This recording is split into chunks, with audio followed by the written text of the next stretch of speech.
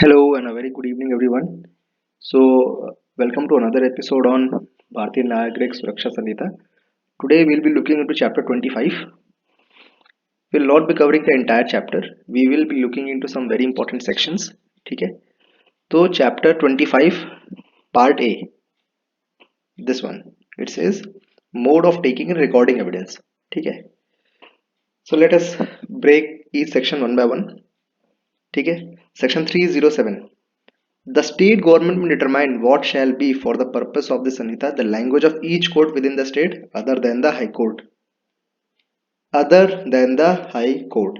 ठीक है, ये कह रहा है कि state government has a power to decide कि कोर्ट लैंग्वेज क्या होगी हाई कोर्ट के अलावा. ठीक है, कहने का मतलब है कि हाई कोर्ट के नीचे जो भी स्टेट्स हैं, ट्राइब्यूनल्स हो गए या जहां पे भी सीआरपीसी का प्रोसीजर काम करेगा डिस्ट्रिक्ट में, ठीक है, जैसे जो ट्रायल कोर्ट होता है वहां पे state government will decide what will be the language of the court. High court में हाई कोर्ट डिटरमाइंस. ठीक. Section 308. Evidence to be taken in presence of accused except as otherwise expressly provided. This line means express as otherwise expressly provided. इसका मतलब ये हो गया कि कहीं पे अगर लिखा हुआ है expressly provided, ठीक, तो जो लिखा हुआ वो माना जाएगा. अगर नहीं लिखा गया है देन सेक्शन 308 में जो लिखा है वो माना जाएगा. ठीक. कहता है all evidence taken in the course of trial और other proceeding shall be taken in the presence of the accused. ठीक है, or when his personal attendance is dispensed with in the presence of advocate including through audio video electronic means at a designated place to be notified by the state government. की simple सी बात कहता है कि जो कोई भी evidence दिया जा रहा है, चाहे वो अक्यूज्ड दे रहा है चाहे वो विक्टिम दे रहा है, that has to be taken in the presence of accused. ठीक है, चाहे वो अक्यूज्ड खुद हो चाहे अक्यूज्ड का कोई एडवोकेट हो. ठीक. And in BNSS, in Bharatiya Nagarik Suraksha Sanhita, we have seen the use of audio video electronic means भी यूज करा गया है हर जगह. कहने का मतलब है कि ऑडियो वीडियो इलेक्ट्रॉनिक मीन्स से भी आप एविडेंस रिकॉर्ड कर सकते हैं. Evidence can be taken in record. ठीक है, provided that where the evidence of a woman below the age of 18 years who is alleged to have been subjected to rape or to any sexual offense is to be recorded, the courts may take appropriate measures to ensure that such woman is not confronted by the accused while at the same time ensuring the right of cross examination of the accused.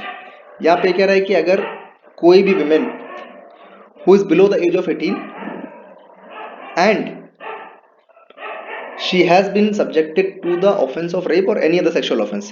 ठीक है, remember यहाँ पे word below the age of 18 who is. ठीक है, कह रहा है कि 18 ईयर्स के नीचे पे अगर रेप का कोई एलिगेशन है, रेप हुआ है, रेप का एलिगेशन है या कोई सेक्सुअल ऑफेंस हुआ है, 18 के ऊपर वालों को कोई प्रोटेक्शन नहीं है सर. ठीक, तो 18 के नीचे अगर इस तरीके का कोई रेप या सेक्सुअल ऑफेंस कमिट हुआ है, then the court will take appropriate measure to ensure that such woman is not confronted by the victim. ठीक है, सेल्फ एक्सप्लेनेटरी है. while at the same time ensuring the right of cross examination of the accused. ठीक है, तो ये court को ensure करना पड़ेगा. ठीक. Section 309. Record in summons cases and inquiries. अब समन्स केसेस में किस तरीके से एविडेंस रिकॉर्ड होगा that we have to see. अब क्या कहता है, in all summons cases tried before a magistrate, in all inquiries under section 164 and 167, in all proceedings under section 491 otherwise than in the course of a trial, the magistrate shall, as the examination of each witness proceeds, make a memorandum of substance of witness. अब कह रहा है कि अगर summons का case है, magistrate के सामने जो भी एविडेंस रखे जा रहे हैं, ठीक है, चाहे वो 164 का स्टेटमेंट हो, 161 का स्टेटमेंट हो, कोई नया डॉक्यूमेंट आया है, तो one thing is for sure that the magistrate has to record that, और उसका एक मेमो बनाएगा. मेमोरेंडम बनाता है. मेमो मतलब एक फॉर्म जैसा होता है, उसमें ही has to fill in the inquiries. ठीक है, ये आया टिक करता जाता है. ठीक है, आगे पढ़ते हैं. Provided that if the magistrate is unable to make such memorandum himself, he shall, after recording the reasons of his inability, cause such memorandum to be made in writing from his dictation in the open court. ठीक है, अब वो memorandum अगर नहीं बना पा रहे हैं तो what the judge can do is, पहली बात तो he will give the reason why he is not able to make the memo. ठीक है, if is for some reason not able to make the memo, तो उसको एक hand written एक memo जैसा तैयार कर दिया जाता है, ठीक है। Memo is just like a form, ठीक है। तो अगर वो फॉर्म एक प्रॉपर प्रोफॉर्मा एक टेम्पलेट में नहीं फुल कर पा रहे हैं, तो ही विल मैनुअली उसको एक पेपर पे उतार लिया जाएगा, ठीक। नाउ अब जो ये मेमो बन गया है उस पर मजिस्ट्रेट के ऑब्वियसली साइन होंगे, ठीक। Section 3010 310 in all warrant cases tried before a magistrate, ठीक है। अब now we will be talking about warrant cases triable before a magistrate, ठीक। The evidence of each witness shall, as his examination proceeds, be taken down in writing either by magistrate himself or by dictation in an open court. अब ये कह रहा है, अब देखिए, अब ये जो एग्जामिनेशन होता है, examination in chief, cross examination, re examination, ठीक है, तीन तरीके की एग्जामिनेशन है। तो ये बोल रहा है जज साहब इज राइटिंग, और ये बोल रहा है या somebody else, the officer of the court, जिसको हम लोग Hindi we call them as पेशकार, दे आर राइटिंग। तो ये किस प्रोविजन में है? बीएनएसएस के सेक्शन 310 में है, ठीक। और सेक्शन ये कहता है कि whatever is being asked by the magistrate, whatever is being asked by the accused, whatever is being asked by the witness, victim, सबको अगर वो एग्जामिनेशन हो रहा है तो that has to be noted down, ठीक। Where the magistrate causes the evidence to be taken down, he shall record a certificate that the evidence could not be taken down by himself for the reasons referred to in subsection 1. अगर magistrate नहीं लिख पा रहे हैं तो he will give a reason कि क्यों मैं नहीं लिख रहा हूँ, पेशकार इज राइटिंग और somebody else or some other officer of the court is writing.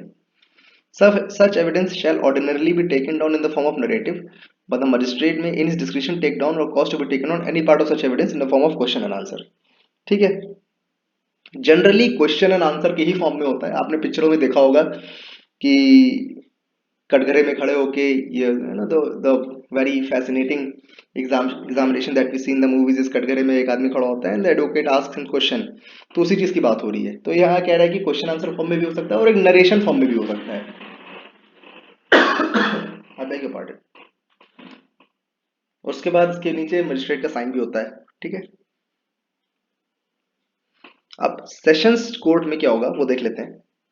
जो डिस्ट्रिक्ट जज, जो कोर्ट ऑफ सेशन में जो एग्जामिनेशन चल रहा होता है, the evidence of each witness shall, as examination proceeds, be taken down in writing either by presiding judge himself or in his discretion or by his dictation in open court.